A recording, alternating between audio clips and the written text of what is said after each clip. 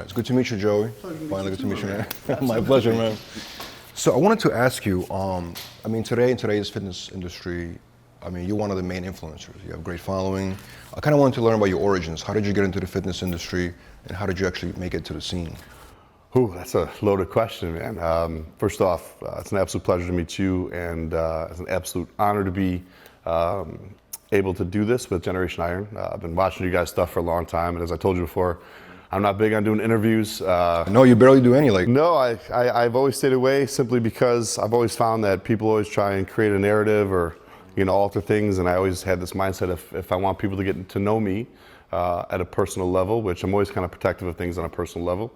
I do so through my social media, through my platforms, things like that. But obviously seeing the people you've worked with, some of the great people that I trust and I'm good friends with that have said unbelievably great things about you guys. We've been talking for a while, and I'm finally happy we've been able to get together. So how did I get started? Wow. That's a big question. Well, I played football for a long time. I played 16 years of football from age 8 to 24, which always, obviously have to be in the weight room to stay competitive and obviously stay fit, that regimen. As far as bodybuilding, wow. In all truth and honesty, what really kind of triggered my interest when I was about, I want to say 19 years old. I was in my first year of college, and I was the first kid in my family to go away to school. I'm the baby of a very large family, very large Irish-Italian family where cousins are big brothers, aunts are second moms, Chicago, small little city in Chicago, Edison Park, and we're always together. So it's like there was no immediate family and relative. It was like everyone was just family.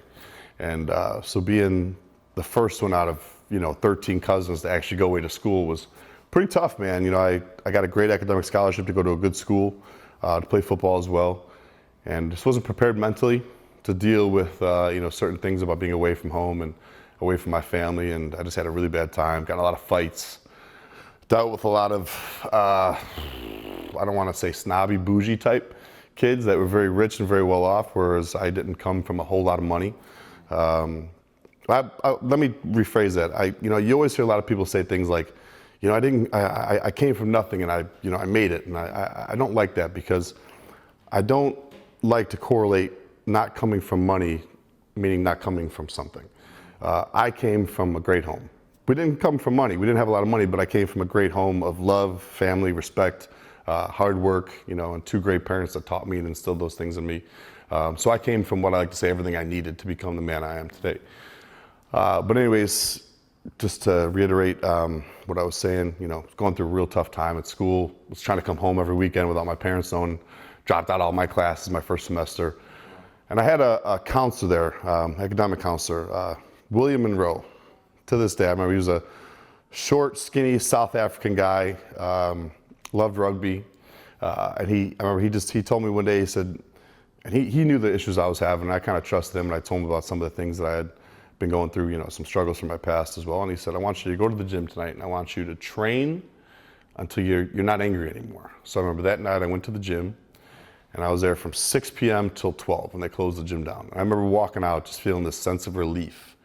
And that was the first time I kind of realized what the gym as my therapy really meant to me. And it really became a way for me to, this outlet for me to kind of get a grasp on my emotions, my feelings, my inner demons, and to just kind of take things out on the weights. And once I finished playing football when I was 23, 24, I picked up an Arnold Encyclopedia of Bodybuilding. That's very common, yeah. Yeah, I picked up one of those. I went to my first expo, the Arnold Expo over in Columbus, Ohio.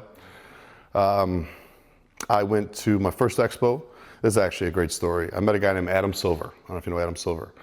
He's a fitness model, fitness agent. He's been in business a long time, great guy. And I was walking through the expo. He came up to me and said, hey kid, he's like, you look great. He's like, you ever do any fitness modeling? And I'm like, no man, I don't really think I'm a pretty boy. I'm like, I've done, I'd done Abercrombie & Fitch at one point when I was like 20 years old. One of their quarterlies and their some bags and all that stuff on the wall. That was about 80 pounds ago. And I said, he's like, listen, he's like, here's my card. If you ever get in shape, let me know. And I'm sitting there walking around this expo, and I remember I went to you go to the Muscle Tech booth, and you'd see all the greats. You had, Dexter Jackson, Melvin Anthony, Jay Cutler, Branch Warren. You had the biggest, best names. And I'm seeing all these guys like, I got a lot of work to do if I even want to make it in this industry. And a couple months went by, decided to do my first show, got in really good shape, or what I thought was good shape. And I found that card he gave me, and I sent him an email. Hey, Adam, this is, Joey from Chicago. I saw you at the Arnold. Here's some photos of me. Not expecting anything. Like, hey, maybe like, hey, kid, you look okay. Fix this, do that. Maybe, we'll get you some work a couple years from now, or maybe we'll do something. Okay, whatever. 30 minutes go by. I get an email back. Send me a picture of your legs. Okay, I go downstairs and send a picture of my legs. What's your information? Joe, so here's my. You're flying to LA tomorrow. You're shooting Muscle and Fitness. What? Like, and the thing was, that was my dreams were getting into bodybuilding was to be in a Muscle and Fitness, and to win Mr. Illinois, which was a bodybuilding competition, and I competed in Mr. Illinois. I won the novice class, took runner-up in the Open, and did Muscle and Fitness, and then a few months later moved out to LA. I decided to pursue things as far as bodybuilding. One of my first days in the gym, and I tell this story, but he actually tells it better, and he'll take a lot of credit for it. I'm sitting there in Venice Golds, and I'm training, and I'm looking around. You got all the greats in there. This is 10 years ago when you still had a lot of the top name bodybuilders in there, and I feel a tap on my shoulder, and I'm like, Jay Cutler taps me on the shoulder. Hey kid, where you from? And I'm like, Jay Cutler, Mr. Olympia. Like, oh my God, I'm from Chicago. He's like, you want to do an interview with me? And I'm like, yeah, sure. So we go over, do a quick 10, 15-minute interview, just talking about where I'm from, what I was trying to do with bodybuilding, things like that. And I remember when we got done with that interview, he said to me, hey, you're gonna be somebody in bodybuilding and fitness. So I got a good feeling about you, kid. And I had, guys like him to look up to, to try and emulate, and worked my ass off, and here I am today interviewing with Generation Iron. Now, were you always business oriented, since you were a teenager? Well, yeah. I will say I always had great work ethic. My parents were very hardworking people. I had very good people in my life, from coaches to teachers to bosses that were very hard on me. Some in my family. My cousin Phil, who was my first boss, we did asphalt, brick, and concrete for 13 summers in a row working for him. And he was very tough on me, which I really appreciate, along with my parents and my teachers and coaches, because that instilled in me a work ethic of, anything I do, whether it was my first job flipping burgers at McDonald's, my job, building streets, doing asphalt, which is so hard, or if it was when I was, working summers overnight cleaning toilets in office buildings just to make enough money to, help my parents out or to help pay for school. I did everything 110%. So, I had an education in college. I had, my degrees were in international business and economics and a minor in Spanish. So I had business, I had some tools as far as my education. But as you know, business has changed, with globalization and obviously social media and marketing over the past 10, 15 years drastically.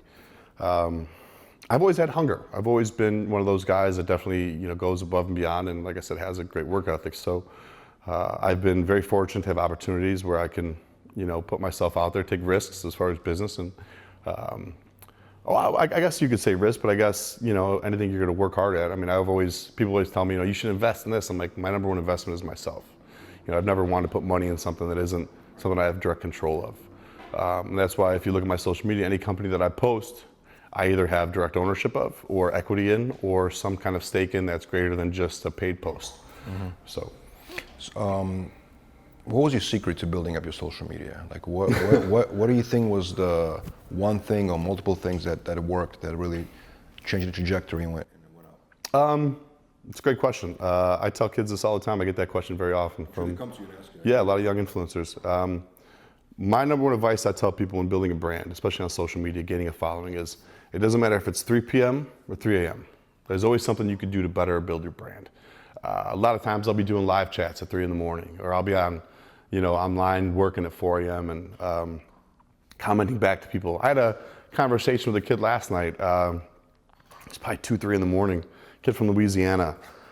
We literally sat there and talked for 30 minutes about football. Just a kid DM'd me out of the blue, and I just had a great conversation with him about Joe Burrow and LSU winning the championship, and about just other stuff as far as Louisiana. He was telling me about good places to go for Mardi Gras. But you have to be personable. You have to be able to, engage and relate to your followers. I think something that people really can kind of, connect with me on is I'm no better than my followers. I don't put myself on this pedestal. I don't sit here and think that I have a following that makes me any better than anybody.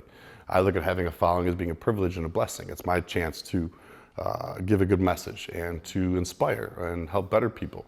I see a lot of young influencers today that try to be something they're not in order to build their social media. For some it works, for some it doesn't. For me personally, I tell people, listen, be yourself, be organic, play to your strengths. If you want to be a fitness influencer, don't think that having a six-pack and big muscles is going to get you there, because there's a million people out there today that look like that. It's very saturated. Find something you're good at and create a tangent off that. If you're a trainer, do something with training. If you're a chef cooking, start a cooking channel associated with fitness. There's so many different applications of fitness that can touch so many different aspects of life, that you can create something that gives you your own persona, your own brand, that's outside of just being somebody who lifts weights. And then just engaging people. Do your research. There's tons of literature out there as far as how to grow your social media, different, whether it's hashtags or things changing with the algorithm or times of the day to post. There's always different articles being published every day to teach these young kids how to do it. So you just got to take the time to do it. It's the law of 10,000, right? Anything you put 10,000 hours into, you'll become an expert at. So simple message behind that is just, put the work in. Take the time, read, learn. Knowledge is power, 100%. I was talking to a very popular influencer in the fitness industry, and he told me he became almost like a prisoner to his Instagram, meaning that because of the likes and comments, he couldn't post for like 3 weeks because he was unsure if the new post would match up to the old post. Do you see that happening to you ever, and do you think it's a problem on social media? 100%, 100%. I recently lost my likes on my page. I'm one of those pages where I can't see my likes anymore unless I actually tap the insights, which was actually a good thing. You definitely, and to me to a degree, but I've seen other influencers I've worked with. I won't name names, but people that worked for me or worked with me that have sat there writing a caption, editing a photo for 3 hours to post it. That's 3 hours of your life. Think about it. If you do that every day, think about how much time you're losing. But it's definitely, it's a high, right? If you put a post up and you see all of a sudden, oh my God, I got 1,000 likes in 2 minutes, like that's a high, that's a good feeling. It's crazy as a society, we've gotten to a point where people hitting a double tap or a like on a phone is what gives you a sense of security and self-love. I try to stay away from that. I wouldn't say I'm as sensitive to that as a lot of people. But yeah, definitely, it plays a role because, especially with the algorithm change and stuff. 2-3 years ago, I'd put up a video and it'd get 2-3 million views no matter what, as opposed to today. If you don't post at the right time or you don't get enough engagement within the first however minutes or however it works now, you're going to see a fraction of that. Right. And for me, it's not as much about me feeling appreciated by my followers. I know I have great followers. I know people appreciate me because I see the messages. I've met a lot of people. I've engaged them. I see people every day on the street, at the gym that say some wonderful things to me. I see all my emails. The thing is, I'm my own team. I don't have assistants. I don't have people that check my stuff. So if you ever get a snap from me or an Instagram from me or it's me. It's not, which I have nothing against that. If people do that, I know a lot of people do, that's fine. But, it's for me, it's more of a business sense, right? So it's if I'm trying to do something to build my company to make, to convert more, I look at it in the sense of, I got people that work for me. So I have to produce sales in order for them to put food on the table to feed their family. So to see engagement go down because of things like the algorithm change or because they want you to spend money to promote stuff, it's tough. Yeah, it's tough. As much as it plays a role in yourself inside, it also has some consequences on that end. Sure. I remember how I discovered you was a couple of years ago. There was a viral video. I think you in a supermarket or something, or some kind of department store playing baseball or something like that. It was a great video. Was that planned, or was it something was it strategically planned, or was it like a spontaneous thing that you did? No. Yeah, that's when we were playing home run derby at the grocery store. That was me and my girlfriend Crystal. So Vons, which is a grocery store out here in California, they're open to like 2 in the morning. And, we get late night cravings, like, hey, let's go get some Oreos, or, we just goofballs. And we were just going up and down the aisles, and saw the toy aisle, and that's, still one of my favorite aisles. And a lot of times one of my favorite things I ever used to do is, remember those big baskets, like the balls in them at the grocery store? I used to dunk on those. Like, that was my thing. I'd always take videos dunking on them. We were just walking up, and it was late. There wasn't anybody in the market or anything. I was like, hey, throw me a pitch. I want to hit, And so she threw me a pitch, and I just jacked one. I got a lot of hate for that. A lot of people were like, what if you hit somebody? I was like, listen, it's freaking 1:30 in the morning. There's like 3 people in this place. And I'm like, it was a little softball. You're going to be fine. But I remember one of the first times I ever did a video like that. I was dunking on one of those baskets, and when I dunked on it, all the balls came out. Like, they just went everywhere. And the manager walks by and comes over. I'm like, can we swear on this? Are we allowed to use profanity? I was like, oh, and the guy comes by, he picks up a ball, looks at me, he turns on, he starts backing me up like to post me up to dunk on me. It was so funny. But yeah, listen, man, I'm a kid at heart. I always will be a big kid. I'm still the kid that drives past the playground and I'll stop and I want to jump out and, swing or think of it like a gladiator, a little obstacle course. And I'll never want. I still have a football in my truck. My girlfriend, we'll go to the movies or we'll go to the grocery store and stuff, and I'll stop and I'll grab the ball out of my truck and we'll go in the parking lot and play catch for 15 minutes. That's me. Yeah, that's me. I'll always be that way. So how do you deal with the haters online? I mean, I'm sure everybody gets it. You know what I mean? Do you block them? Do you respond back? Do you ignore them? What's the right rule to handle that? Ooh. Listen, I guess do as I say, not as I do, I guess would be the right rule for that sometimes. Listen, I'm a hot-blooded Irish Italian. That's my mother's son. And my mother is Mrs., I don't take shit from nobody. So I have that instilled in me. I come from a very tough family in that sense. But at the same time, I've gotten a lot better. A lot of times, this is what I've realized over the years, and I've tried this out. If somebody's saying something negative about you, they're not mad at you. There's something wrong with them. They don't like something about themselves. They're going through something, and I've learned. I've started to see that over the years, and my initial response probably 5-6 years ago was to bite their head off. I'm going to bite your head off and I'm going to say something back and make you feel stupid. But as I've gotten older, I've started to realize that that's kind of like a call for help, And a lot of times, whether it's on Snapchat or Instagram, I'll DM that person. Hey man, like, I know you're not mad at me. You don't know me. You've never met me. You know nothing about my heart, my character, my integrity. What's wrong? And then a lot of times they're like, hey man, you're right. I'm just going through a hard time. And I've had some good conversations with people like that. I've created friends that way. No joke. People that I still connect with on social media. They talk you and then... Yeah, absolutely. I mean, think about it. I was raised, if you have nothing nice to say, shut the up. That's what my mom taught me. Right? You agree? That's what my mother taught me, and I've, used that throughout my life. I'll never go out of my way to hate on somebody, and I truly believe that is a horrible cancer of social media, unfortunately, because it could be such a great tool. Unfortunately, it comes with things like that. You have to develop a very, very tough mindset, because I don't care how successful you are, how many followers you have, you're always going to see that, and it's going to tear at people. It's going to affect them some way. Like I said, I don't care how tough you are. It always has an effect on people.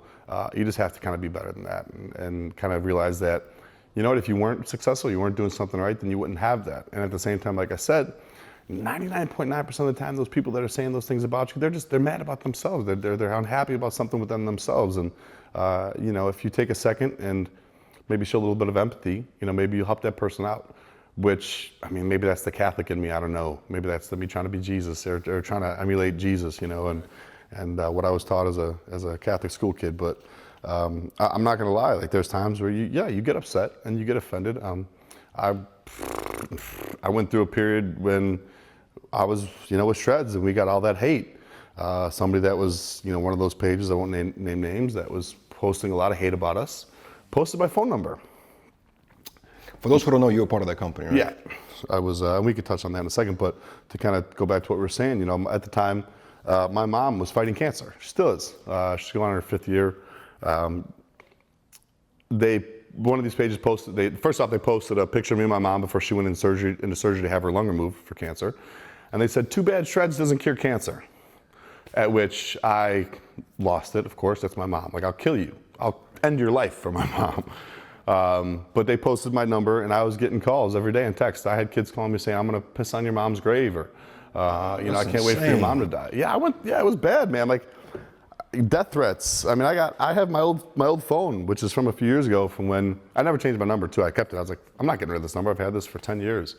But I went through. That was tough, man. That was for a few months. I had people calling me, texting me all day long, and I work for my phone. So I'm sitting there trying to work and make money to feed my family, and I'm dealing with people, calling and saying these things. And they said, think of the worst thing you could possibly think of, and these are people that are calling me and saying this to me, and I'm just like, and I had to deal with that. I wanted to ask you about, you said you mentioned you don't do a lot of interviews for that reason, right? Negativity.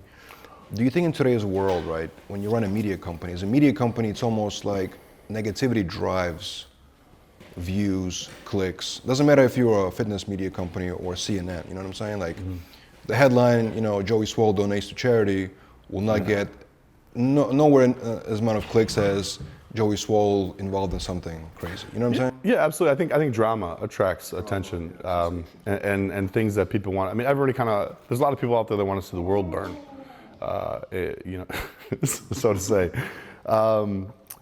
But I mean, it's not necessarily the negativity that I don't do interviews. I like to keep it very close knit. When it comes to the fitness industry, I like to kind of keep things kind of at arm's length in a certain sense, especially when it comes to my personal life, because of things like, what's happened with my mom, and because of people that want to take things and take your personal space and use that against you and attack you with it, which is, it doesn't matter who you are, that's your weakness. Your weakness is always going to be something that you're very passionate and you love, like your family or your personal life. On top of the fact that I've always felt that, like I said, a lot of people try to control the narrative, and I've always thought that, I have my platforms, I can use that to tell my story or to do my own kind of interviews. Or I've always said, and this is something I really stress, is that, I'm kind of the anti-influencer in the sense that I don't like the fact that there's a lot of influencers out there today that think their shit don't stink because they got followers. Like, listen, kid, I don't give a fuck how many followers you got or how many muscles you have. What I care about is how you treat people. I always say, I don't care how much you bench today. I care if you held the door for the person walking in behind you. That's what's important to me. And I think there's too many people out there today that kind of get this ego, and this is all part of society with this, social media phenomenon, that think, oh, I have, 50,000 followers, I have 105 million, I'm better than you. It's like, you're not better than people. So in a sense, I've always tried to stay away from the things that kind of put me in that light as being like this famous person, because I hate, first off, fame isn't real. I hate that word. I hate when people say you're insta-famous. I can't stand that. I'm a regular person that's very hardworking, has a passion for what he does, and loves to inspire people. And I've been very blessed to be able to do what I have, given the platforms I have, and help, try to change people's lives and give my 2 cents and give back what was given to me. And that's me in a nutshell. And I've never tried to be above that. And that's hurt me because I've lost a lot of opportunity, because there's a lot of people out there, influencer-wise, that have made money doing things that have put them on that pedestal or put them in that light as being famous, and kind of gone to that level that I've stayed away from, simply because that's never been my goal. I didn't create an Instagram to be like, I want to be famous one day and I want to have millions of followers so I can do this. I simply was like, oh, another platform that maybe I can, I always say, if, it doesn't matter if you have 1 million followers or 1 follower. If you can change one person's life or inspire one person a day, you're an inspiration. And I'll keep that mentality. I'm not, the people that knew me 10 years ago, before social media, that know me today, I'm the same person. Maybe a little bigger, a couple more pounds, maybe a little fatter in some ways, but if social media ended tomorrow, I'd go back or get a different job or do something else, and I'd be okay. I'd still be me.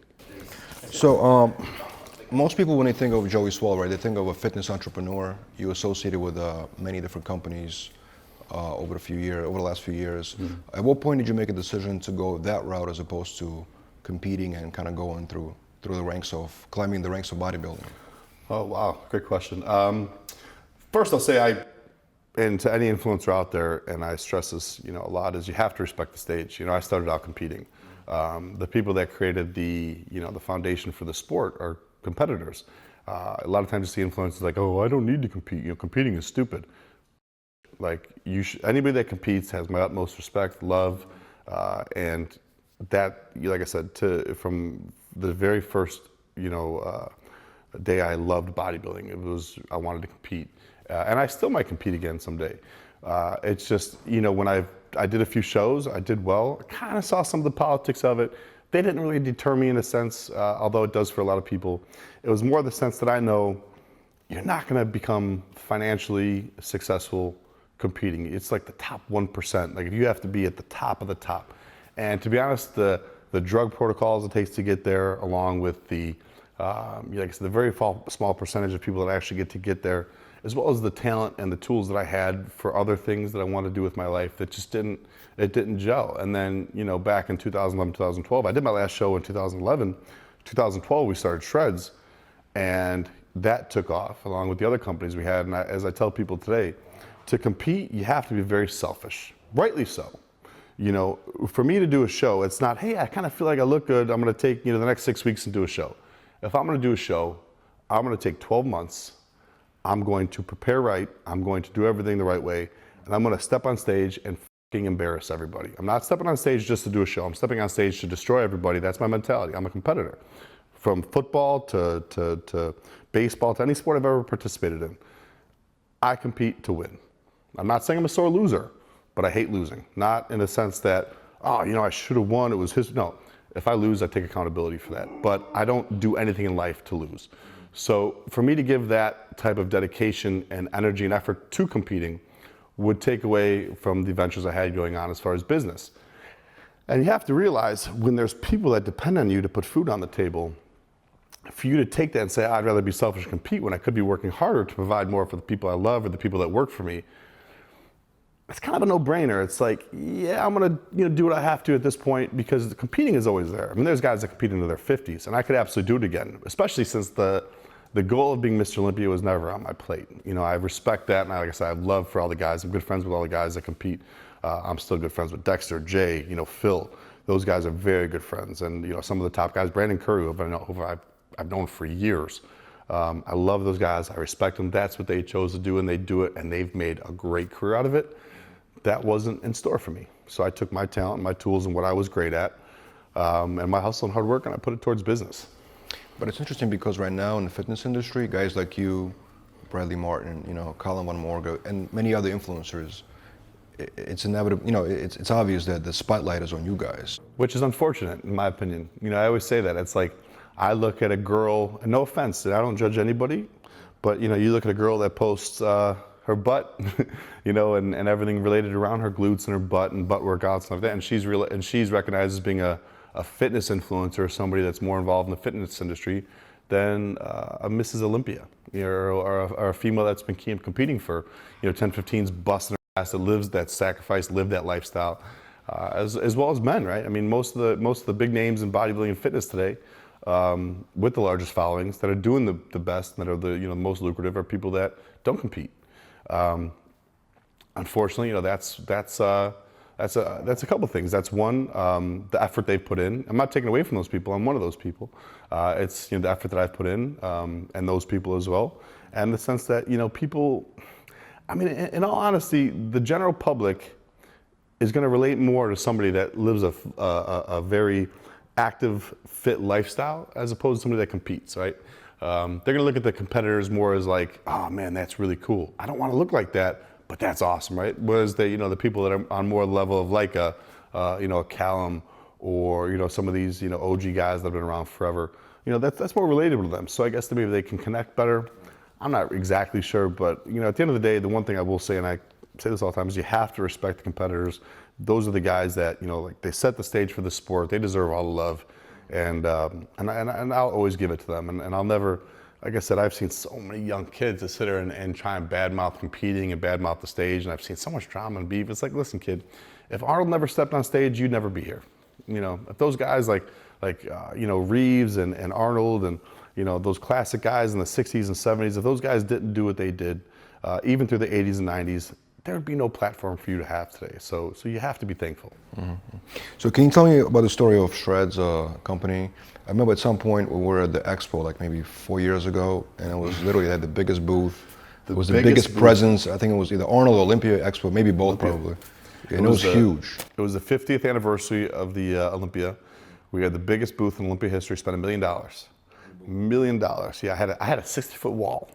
And you were a partner in that company, right? Yeah, I was. I helped start the company. It was me. I was a bunch of people that were big factors in. But the original kind of three people were me, Arvin, and Anker, who to this day again are still very good friends of mine. But yeah, we had it was like a 4-hour wait to get through. It's like I still tell people, like, I wouldn't wait 15 minutes to meet me. Like, you're waiting 4 hours. I mean, that line was just, it was crazy, man. We had all the biggest names in fitness at that time. And I remember, and like I said, I don't like to do that stuff. Like, I think it's not because, and I'm not trying to say that arrogantly, it's just that for somebody to wait 4 hours, come on stage, take a 2-second picture with you, and then have security be like, all right, guys, move it along. Like, I like to connect with the people. Like, I always say, and this is the reason I don't do a lot of expos anymore and I don't do that kind of stuff, it's because if I'm gonna meet somebody, I want it to be in an environment where I can give them an actual personable connection. Like at the gym, if I meet somebody at the gym, they wanna take a photo, they wanna talk, or simply I'll say, hey, you wanna take a photo with me? You gotta earn it, hit a set with me. I'll make them get down and do a set. That type of stuff I think leaves a good lasting impression, as well as true to myself and my character as who I am, as opposed to, standing on stage, looking down at people in a sense of, oh, you guys are waiting to take a picture of me, I feel cool. Like that's not me. It was a great experience. I remember they closed the expo down and there were still a good 50 to 100 people in line, and the lights shut off and everybody left from Shredz, and I stayed. And I made sure, I stayed there for like an extra hour and a half, and I made sure every single person that waited in line got a hug, a photo, whatever they wanted, an autograph, whatever we had to do. It was pretty cool, but that was a good time, man, that expo. That whole Olympia was a great time, man. We did a lot of great things for people. And what happened with the Shredz? And you left that company to start a new company? Whatever happened with them? I left August 2017. I left Shredz to. I partnered up with my buddy Nick, and a couple of guys, and we started a company called Rise Supplements. We're about 2 years old now, doing very well. Looking to have a great 2020. It was just the right time. What I wanted to achieve and where I saw my career going, it was time to move on from Shredz. I was there for 6 years, from the start, from the very beginning. And like I said, to this day, great friends with Arvin, great friends with everybody there. Still talk to them, still wish great things for them. I know they're still around, they're still doing well. Have a lot of respect and a lot of admiration for the people there that were able to give me the chance to become Joey Swoll in a sense. Was it unfair what happened to the company? There was a lot of scandal around it going on. Was it? I still don't understand the word scandal. I mean, a lot of people say things like scam and scandal and stuff like that, but it really wasn't. It was a combination of things happened at the right. It was a lot of people ganged up as far as people that were hating on certain pages that had decent followings, certain athletes that were pushing it to have pages do things that were either just mad that we were successful or one. It was having some discourse between some of our athletes and other people outside the company, but the actions of certain people didn't reflect the company. There was a supplement company. Our manufacturer was manufacturing some of the top supplement companies. That's something consumers don't understand. Like, if you look at a company and you think they have bad quality products, look at the manufacturer, because chances are that manufacturer manufactures 5, 6, 7 other companies that you might think is a great quality company, right? So our products weren't bad. Our burner was great. I liked it. Our BCAAs were great. We didn't really have a pre-workout. Our protein was delicious, and we did a lot of R&D and innovation. But our strength was our marketing. That was it. We were the first people to really create influencer marketing and social media marketing, and run with it. And of every other company, even companies that were hating on us, were mimicking what we were doing and using the same type of marketing schemes to create revenue. But like I said, it was a combination of some hate. The algorithm changed. It burnt out. Burnt out in a sense. When you go from, we literally went from, I think our first year was under 6 figures to doing 6, 7, 8, 9. That's a large jump over a short amount of time. And we were in Forbes in our second year. Arvin had an article in Forbes about us, about how how fast we grew and how successful we became. And again, I tell people from this day, this all started, no joke. I was sitting there one day, and it was so funny because Arvin and I, we would hustle, man. We were hustling me, Arvin Acker, every day, trying to sell as many bottles. We had one burner, we had a fat burner. And we were trying to sell and sell and sell. And no, man, I don't know who you guys are. We go to stores, hey, you want to pick it? No, who the hell are you guys? And one day I had just started an Instagram. I had a couple thousand followers. I had a decent following on Facebook, nothing huge.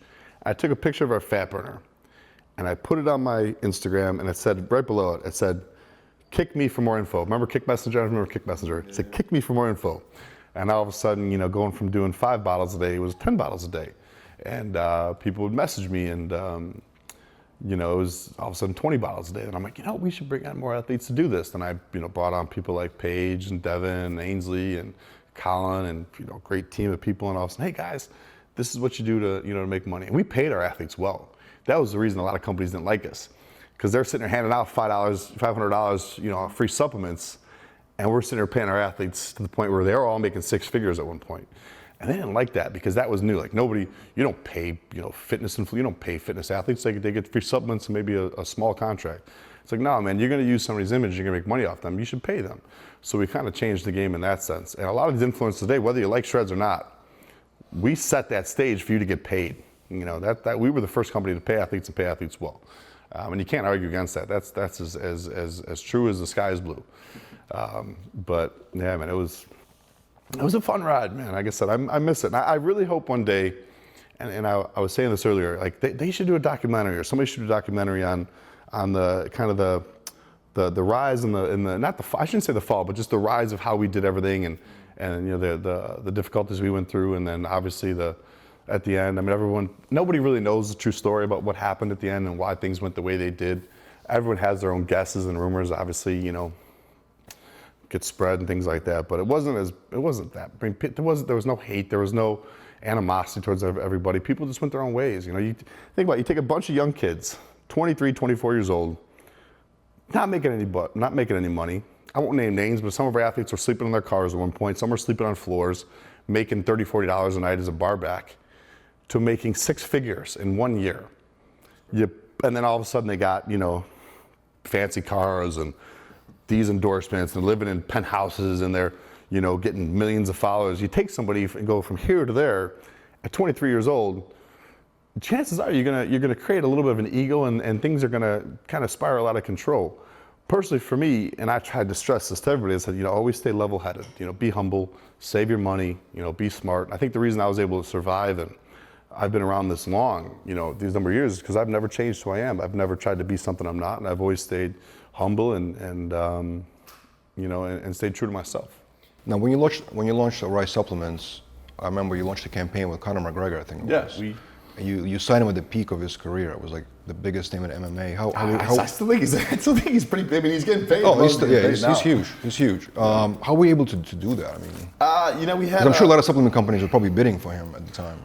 I don't know whether the companies were in line, but somebody made a connection for us to his management, and we just had some negotiations, and we went out to Vegas to train with him and hang with him and things like that. And he's a great guy, man. He's very down to earth. Liked us, liked our products, and it just created a good relationship. And then he's been out of the loop for a while. He had to go and kind of refocus on himself and fix his image. Yeah, I mean, it definitely put us on the map. I remember when we announced it, I had I'm friends with a lot of supplement company owners, like Andy Frisella, great guy. I love, Jason, over at Steel, one of my, like a brother to me. And I remember when we did that, I was getting text messages. I'm like, how the did you do that? And I'm just like, come on, man, you gotta have a little faith in me. But it wasn't as much. Listen, I had a great team, man. The guys I have at Rise, my business partner Nick, and the whole team we have there. It was a true testament to hard work, our products, our formulation, our manufacture, everything. We have a lot of great things going on in 2020. We just brought on a partner that's, we'll make an announcement soon, but we have some really great things in the works, and we're really doing some great things as a company. A lot of people don't realize how hard it is to start a supplement company. Everybody and their mother and sister and third cousin has a fucking supplement company today, and it's not easy. It's not easy. People don't understand how much work goes into whether it's product formulation, the margins, the trying to become profitable. Like, they don't really. I remember Andy Frisella didn't make. I think I might be wrong, and Andy, I'm sorry if I'm wrong, man, but I'm pretty sure you said he didn't make 7 figures until his 10th year in the business, and he kept going, man. And now look at First Form. That's one of the best in the game. I mean, he's done things right, and that guy is just killing it, along with people like Jason over at Steel and Dan and those guys. But it is not easy, man. It takes a lot of hard work, a lot of patience. It's not an overnight success. And even with Shredz, man, like I said, our first year at Shredz, we did like $72,000, I remember, and we were like, God, we're gonna just crash and burn. But you didn't give up. No, you don't. I mean, that's the thing, like, work ethic is work ethic. That's why I said, like, the best thing you can invest in is yourself, you know, so. Now, you're part of the company called Ignite with Dan Bilzerian, right? Mm-hmm. Tell me about that company and how this partnership came together with him. I've been good friends with Dan, you know, for a long time, and my dogs are crazy. So, you know, we met a number of years ago. Well, actually, the first time I met was at the dentist's office. And I remember seeing him, and Dan loves bodybuilding. He's somebody that's very interested in all aspects of bodybuilding. I'll just leave it at that from top to bottom. And you know, we had a quick chat, and I said, hey man, we should train sometime. He said, yeah, absolutely. I didn't see him for a while. I went to his birthday party at Warwick here in LA with, you know, my buddy Camille brought me, my buddy Jay over at Beverage Media, and we went. I remember, and I'm sitting there, and he's friends with, you know, I mean, you got Chris Brown there, and you know, T-Pain, and you know, G-Eazy, and like all these, you know, Machine Gun Kelly, and Beckham, and you know, all these big celebrities. And I'm just me, and he's, you know, talking to me. And we had a little after party, and like I said, this is probably 3-4 years ago now. And I remember we go, and there's an elevator that goes up to like this penthouse, and there's like 100 people in the lobby waiting to get on this elevator to go up. And he came out and he looked at me. He said, "Joey, you're good. Everybody go home." And he brought like 2 people out of like the 100, and let us come up. And I remember we sat there in the kitchen just eating and talking bodybuilding and stuff for like a good 3 hours that night. And I remember, like, I left, and my buddy Jay texted me and said, "I want you to know, Dan doesn't like anybody. You know, he rarely connects with people, and he's very, very guarded in the sense of who he lets kind of in his circle." And he's like, he was like, he really liked you. And I remember he called me that next week, "Hey, come out to Vegas, let's train." And I did. We spent a week out there. We trained, and just kicked it, and you know, we've been good friends ever since. And then obviously when he started Ignite, I wanted to be on board with that and help him with the, you know, the influencer side and things like that. And some other projects that he's working on as well. And I mean, the thing was, we always wanted to work together on something. Whether it was, you know, doing a supplement company, you know, I was the one that connected him with Jason. Now he works, you know, with Jason over at Steel. You know, we had, you know, interest in me going over there and working with them for a while, which I would have loved to. Like I said, those 2 guys are like brothers to me. Unfortunately, it didn't work out, but you know, it's all good. And we've always wanted to partner on some stuff, and we still have more, you know, business ventures in mind in the future. But he's just a hardworking guy, man. He's the type of guy that you always want to have some type of, you know, aspect in a sense that you want to create wealth with him, man. I mean, the guy is just a hustler, man. The guy just works. He's always thinking money, man. The guy's always doing something. Very good businessman. He's very focused. He, you know, I got to tell you though, and this is probably the number one question I get asked all the time: is his life really like that? And I say, what you see is what you get, man. Everything you see on his social media is as transparent and as real as he is, man. He does nothing for the gram. He does it for himself, and it just gets put on the gram. That's his lifestyle. But you know, I mean, me and him have some of the greatest conversations at 3 a.m. I mean, he's another guy. Doesn't sleep, stays up. You know, he's hungry to make money. He's, you know, wants to be one of the most successful people in the cannabis industry, and he's going to be. Is it very competitive, the cannabis industry right now? Because it seems like there's a lot of big players, and it seems like pharmaceutical companies want to take over as well. Well, you know, now that it's obviously becoming legal in more and more places, especially with, you know, regulations starting to kind of drop, and that's the one thing, man. I mean, the amount of regulations for, you know, from a federal level are very tough. But you know, internationally, you know, things like that. I mean, everybody's starting a CBD company. I mean, I can't even tell you how many CBD companies I see popping up on social media, as well as, you know, everyone's going to get into, you know, to weed now. I mean, that's just what's going to just overtake the market, and there's a lot of money. I mean, there's people that have been doing it for years now. I mean, that's the one thing. It's really become prevalent the past couple of years, but there's been people where, you know, this has been legal now for a number of years in other states, places like Colorado, and I remember I had a buddy, a buddy of mine from Miami that had his own grow in Colorado, and he told me, he's like, "Hey man," and this is probably 2013. He's like, "Hey man, you should invest. I'm starting a company. I'm doing a grow," and I'm like, but if I don't know something about, like, I didn't know anything about the industry at that point. And if I want to put money into something, I want to have direct control. I want to be able to, whether it's put a post up or do some back end sales or maybe some customer service. You know, I want to do something to make the company worth something, and I didn't have any. You know, insight into it, and I remember his first grow, he made like fucking $5 million. He's like, you could have invested, man. I was like, ah. Sorry. I was very happy for him. I heard from somebody from the industry that a lot of bodybuilders actually use cannabis, smoke weed. Yeah, absolutely. It's actually positive. It's a good thing. Like Listen, it's not bad. My personal belief is this: you do what you want to do with your body. Nobody can tell you what to do. Whether it's smoke weed, whether it's take steroids, whether it's eat McDonald's every day, whatever you want to do, you do. That's you. Nobody can ever tell you how to live your life. Period. Now, from a sense of what's healthy, what's not healthy, I tell people, do your research, do your homework, be smart about things.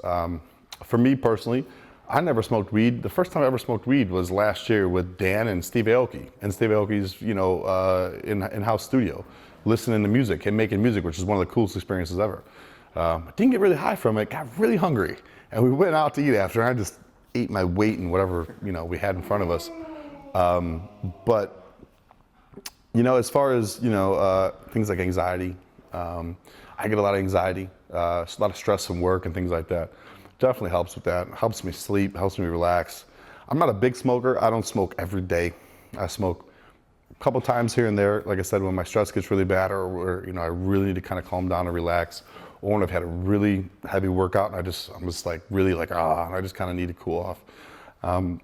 But there's a lot of people out there that obviously like to smoke pre-workout, smoke post-workout. During workout? Yeah, no, to tell you the truth, Right. There's people out there that swear they smoke like some sativa pre-workout, and they're just like, it's the greatest, like the mind-muscle connection, the pump, the energy, like they're just so focused on their training. Me personally, when I get high, and most people say like they get real tired, they want to sleep, I'm focused, man. Like I'm like, if you get me high, like I'm gonna work for 6 hours straight and make money. Like it's crazy. I'm like completely opposite of people. And my friends all think I'm nuts, or I'm really funny. Like usually I'll get like we'll have like game nights here, and we'll like play games like categories and those cardio games with like friends. Yeah, and I'll get high and I'll just be the funniest there is, and people are like, man, I wish you were smoking 10 years ago. And I was like, whatever. So tell me about the new venture that you're launching, which is the seasonings, right? Yeah, sauces. Low calorie sauces. Yeah, a company called Taste Flavor Company.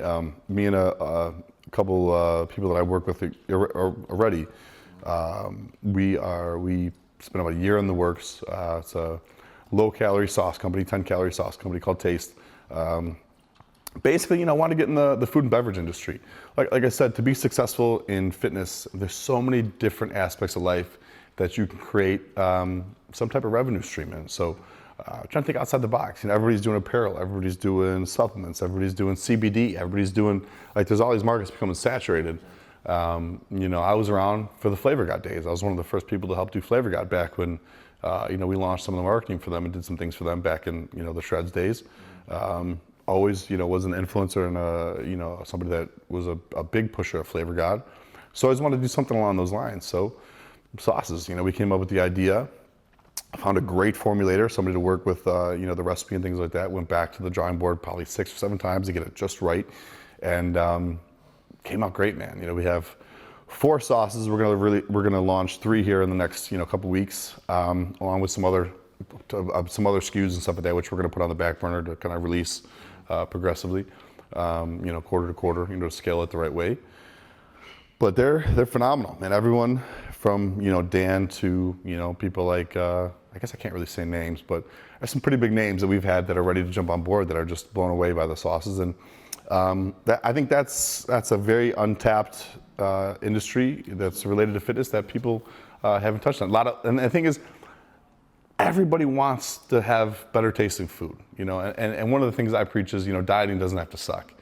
Whether you're a client of mine, you're a guest of mine in my home, or you're just somebody I'm talking and shooting the shit with. Like I will tell you, like my diet, like I stay pretty lean year round because I eat good healthy food most of the time. I cheat and stuff like that, epically, but I eat good, healthy, quality food that's clean, that tastes great. One, because I've been doing this so long, because I know how to obviously, whether it's seasoning my food, cooking my food, knowing what nutrient dense macros are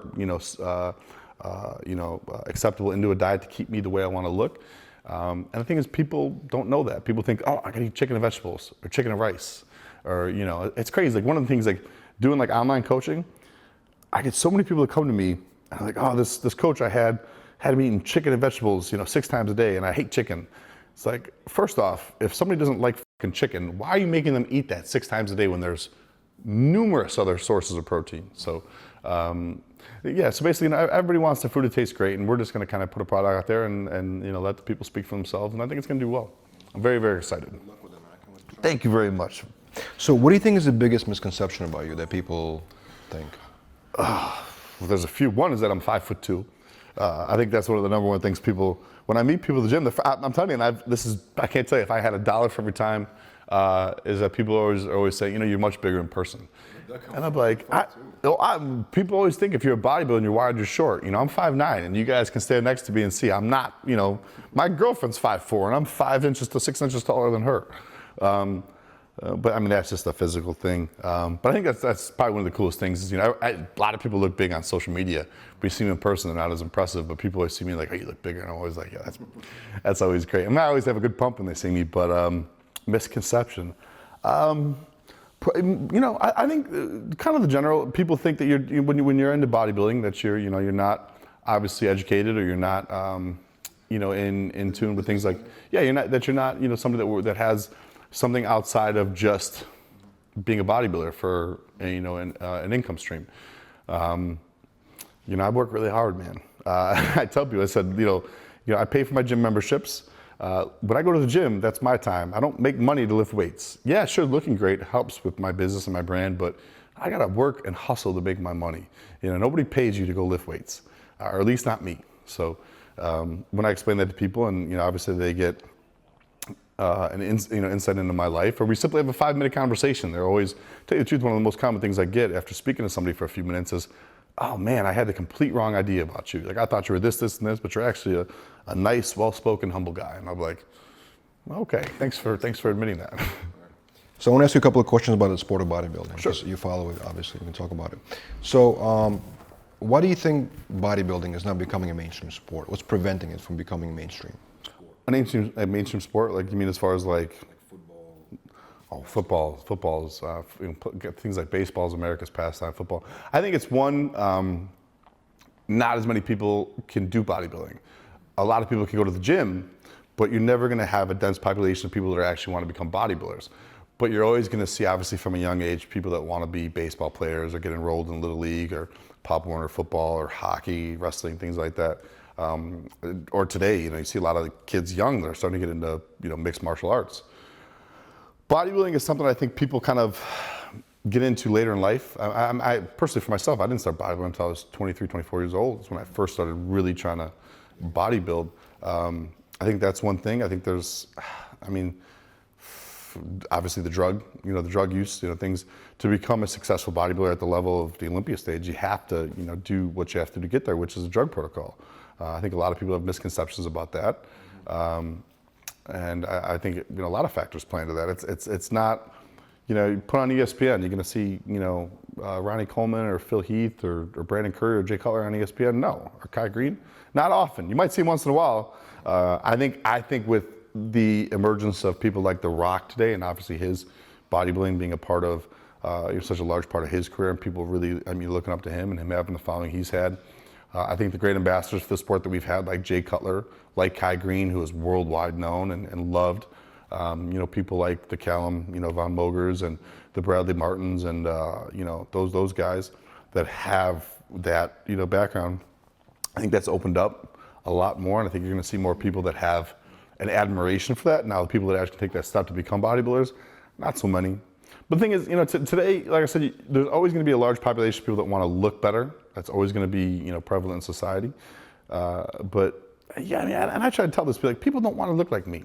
People don't want to be 240 pounds at 5'9" and, and look this way. And I get that, and that's okay, because I don't tell people to look like me, and I'm sure Jay Cutler doesn't tell people to get big like him, or Kai, or Phil, or Brandon, or those guys. If you're going to be a bodybuilder, you do it for yourself. I'll guarantee if you ask.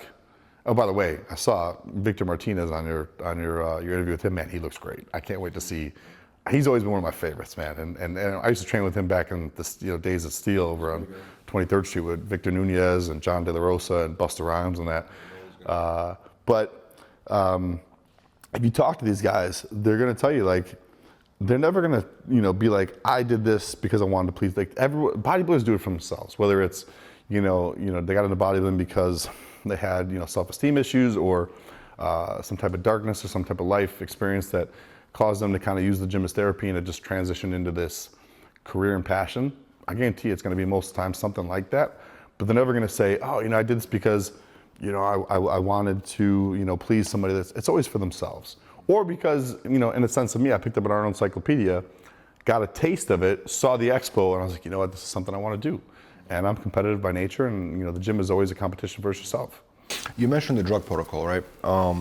A couple of years ago, maybe it was a year ago. I always get people like, when are you going to talk about steroids?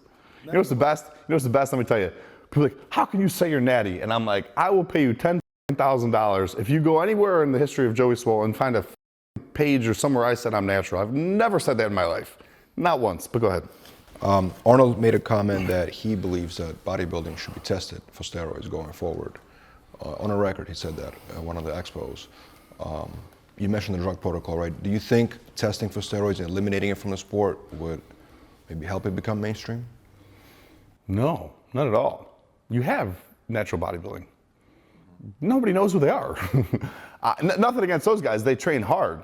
But if you want to be a natural, just look at the purses. Look at what do you win if you become a pro natural bodybuilder versus what you become, and what's the purse up to now for being Mr. Olympia? $500,000, $1 million? Not to mention now they have The Rock doing his own show where the person can be even higher, right? No, absolutely not. But I think, again, I'll tell you a story. When my mom first found out that I took stuff, I took my phone out, and there was a documentary called Bigger, Faster, Stronger by Chris Bell. You know Chris Bell?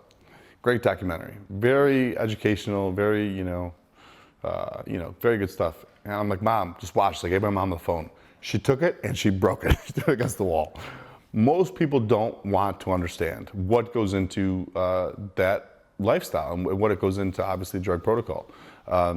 Me personally, I tell kids, or not kids, but I tell people, I say, listen, if you're going to become a professional bodybuilder and that's something you want to do, nobody can tell you what to do with your life. My advice is do your homework. I did probably at least 3 or 4 years of research before I even touched anything. I talked to my doctor, who I'm still close with, and I still talk to my doctor. I was open with him. I talked to a bunch of professionals. I learned the science behind it. Until this day, I still learn more. I still have some of the most intelligent people in the industry that I connect with to learn more and to obviously be safe. I've never had any problems. I've never had any side effects. Got my heart checked. I tore my tricep 2 years ago, which I still need to get fixed. And I had to get my heart checked in order to have surgery. Doctor's like, you have the heart of a 20-year-old. You're a great kid. You're perfectly fine. So anything in moderation, I think is okay. I mean, you can overdose on things like vitamin C. And this goes back into that documentary. You're gonna have somebody that's out there eating McDonald's 5 times a day that's gonna, probably die at 50 years old from diabetes or cardiovascular disease telling me, hey kid, it's unhealthy for you to do that. And it's like, who the f are you? You're telling me, first of all, it's my life. I'm gonna do what I want. If I wanna go out and fucking, and do every fucking drug there is and go fucking, run down the street naked, I'm gonna do it because it's my life and nobody can tell me how to live my fucking life. But at the same time, you should just be intelligent, be smart. It's 2020. There's so much literature out there. There's so many resources. There's so much knowledge available to you to become informed, right? Informed. Very easy. Learn your stuff. Be patient.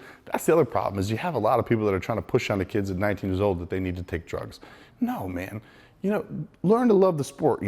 Eat your frickin' peanut butter and jelly and your chicken and your steak and wait till you're at a point where you want to compete later in life to even think about wanting to do that. I've had a number of kids in their early 20s, late teens, hey man, I want to take this. I'm like, no man, don't. Why? Do you want to become Mr. Olympia? Are you right at that point? No man, take your time, do things right. First build a base, and then later in life, if it's something you want to do, do your homework and figure out if it's what's right for you. But I'll never push it on people. I'll never tell people they have to. But going back to your question, I'm way off. No, I don't think it should be tested. No, absolutely not. I mean, how? Do you think other sports should test, like other mainstream sports should be? No. Like should you just drop testing altogether? No, I think. Listen, George Carlin. George Carlin, comedian. He said, I remember he had I don't remember verbatim, but he said, they make the baseball, for example, they make the mitts better every year, the bats. They use science to make everything better. Why not fucking let the players scientifically make themselves better? You know, they're gladiators, man. Like, you look at football players, right? Here's an example, right? If I'm playing in the NFL and I go and I tear my knee up, I'm 25 years old, right? I tear my knee up, tear my ligaments, my knee, and I go and I get surgery, and there's a doctor that tells me, hey, if you take growth hormone, you're gonna heal better, faster, and you'll be able to walk when you're done playing football. But these guys, these people over at the NFL that make the rules tell me I can't take that. I'm gonna take it. I wanna walk and play with my kids after the age of 35 when I retire, whatever age that is.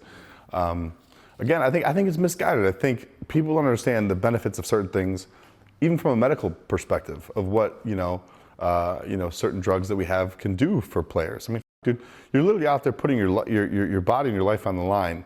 And if you're going to tell me that I can't take a drug that's going to help me recover or have a life after football, I don't think you have a right to say that. It's my quality of life, And then in a sense of, I mean, you look at guys like Barry Bonds, right? Everyone always puts that asterisk next to his name. Always. Let's say you hit a 100-mile-per-hour fastball like he did. I don't care how many drugs you take.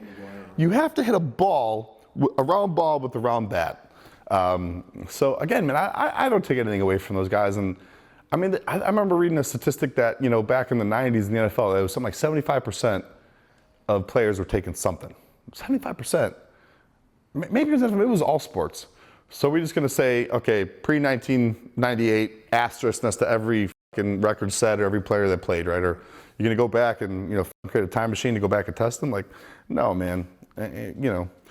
Obviously, I understand why they have rules and, regulations from a sense, but I think when it comes to injuries and stuff like that, as far as, red blood cells, certain types of treatments, growth hormone, the benefits of certain anabolic agents and drugs they have today, I think players should absolutely be allowed to take them to heal themselves. I think that movie you mentioned, Bigger, Stronger, Faster, the tagline was, is it cheating when everybody's doing it, right? It was like, it seems like today, in sports. Yeah, absolutely. I mean, I remember, and I was like senior in high school, and I remember I was in health class, and I remember and this is before I knew anything about steroids or anything, and I remember there was a video we watched on it. It had guys like Lyle Alzado and stuff like that. I talked about, he was such against it because he said it causes cancer, which I don't know the details on it, but it said if you could take a drug and become one of the greatest in your sport and make a lot of money, but die at 60 years old, as opposed to not take the drug, be mediocre, make a decent living, and die at 80 years old, which would you choose? I mean, now, most people in front of the public eye are going to say, oh man, I want to live to 80. It's like, no, most people are going to the back of their mind saying, man, that feeling of being the greatest, But the other thing is this too, and I think the misconception is this when it comes to bodybuilders especially. There's thousands and thousands and thousands and thousands and thousands and thousands and thousands of people that take steroids. And the majority of them look like shit. Why is that? Because it's not just drugs. Most people think you just take a drug and you look good. Do you see how Phil Heath trains? Do you see how Kai Green trains? Do you see how Brandon Curry trains? Do you see me in the gym? Do you see these top guys, that have great physiques at the top level of bodybuilding, how they train?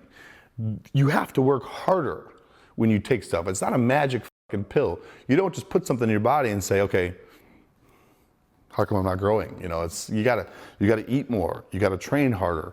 And in order to make those benefits, worth it.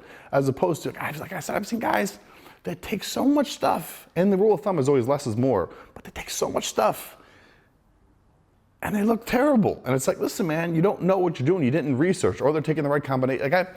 It kills me when I have kids come up to me and say, hey, I'm taking this, this, and this. And so it's like, first off, you don't just approach a stranger and say that. Second off, do you know what that, and that is? Tell me what it does, right? What's the half-life? What are you supposed to do after you're done? How do you know it's right? How do you know it's safe? Like, what's the dose? No idea. They just like, someone told me to take it, so I did it.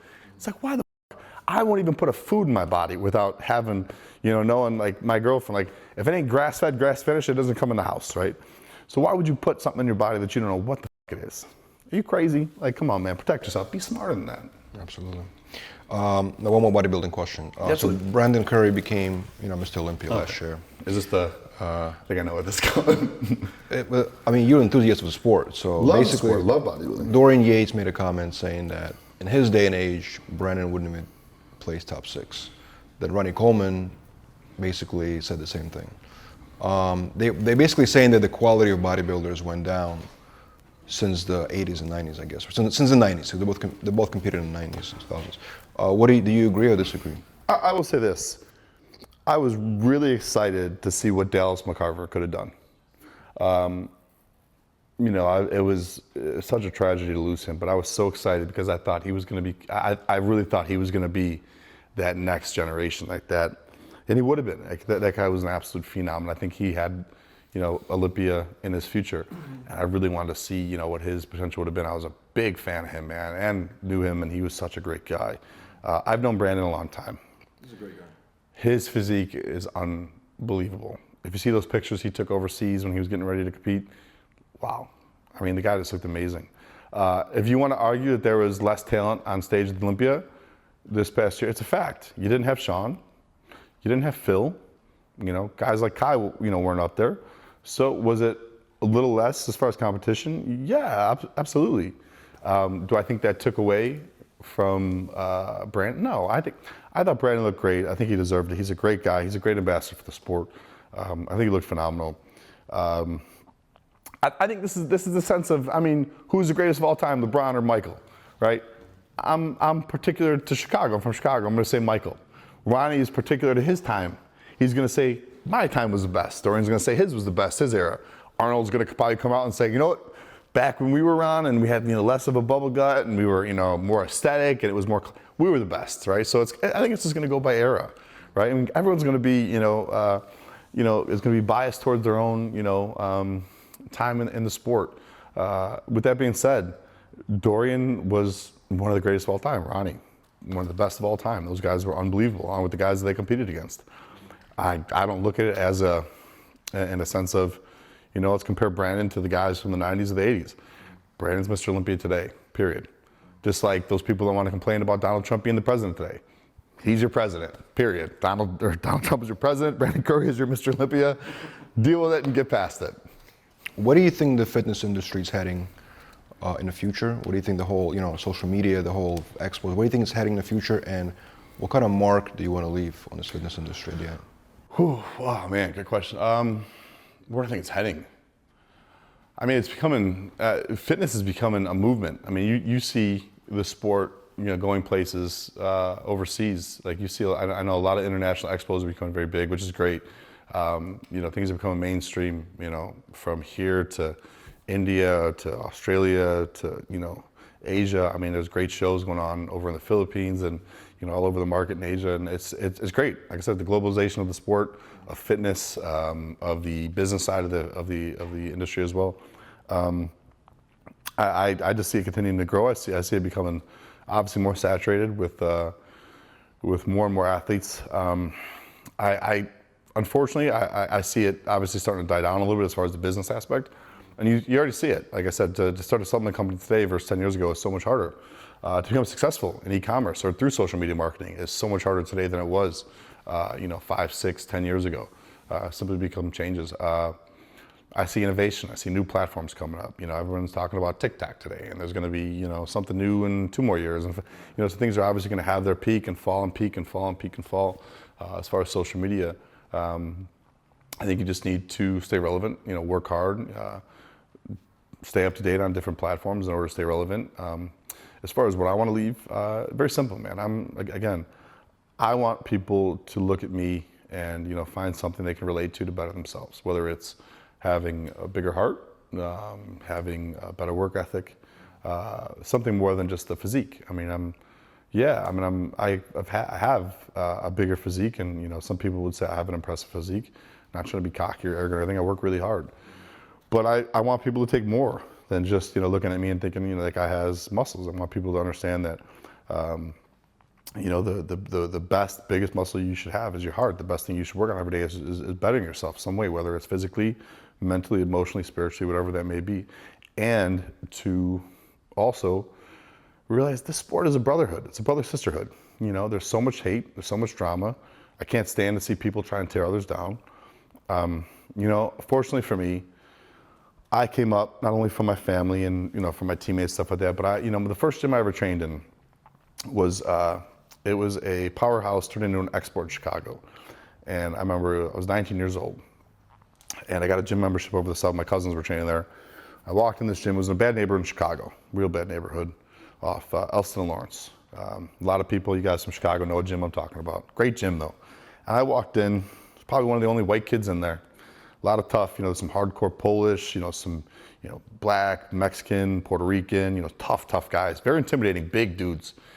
And within a week, they were all like my brothers, man. They all took me under their wings, and my buddy Armando, my buddy Kenny, you know, I mean, these guys, these were guys that, you know, you look at them at first, like, man, those guys look like killers. But they were teddy bears. They were big, you know, they were like my big brothers. And to me, that really kind of gave me that impression of, man, this sport really is more than just lifting weights. And I try and tell people, you know, as much as you focus on your journey as far as getting bigger and, you know, doing this to have, you know, a better physique, focus on the relationships you create, right? Like I go back to Chicago and I haven't been there in a year or so and I haven't been back to that gym. I'll walk into that gym and see some of the old faces I haven't seen.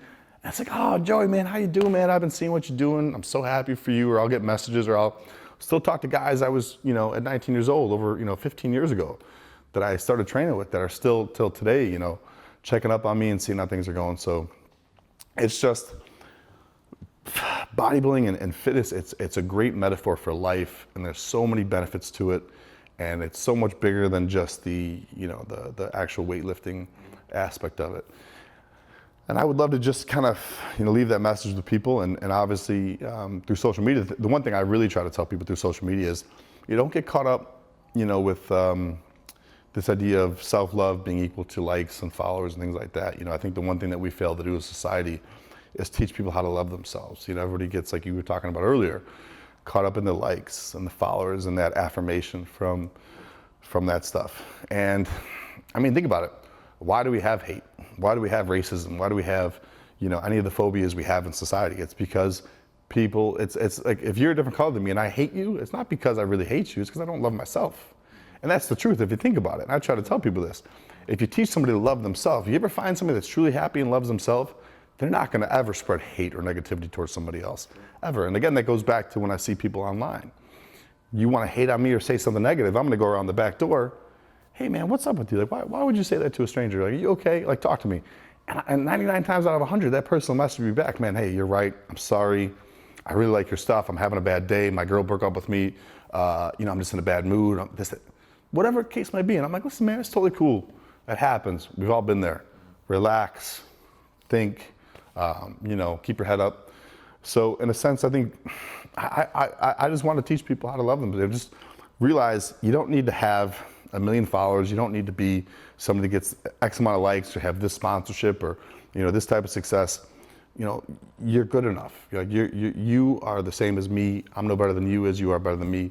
That stuff don't matter. You know, learn to love yourself. And once you do that, man, you know, and you can spread that to other people, you know, you can do great things that change the world, man. And as cliche and as redundant as that sounds, I mean, again, social media is a great tool.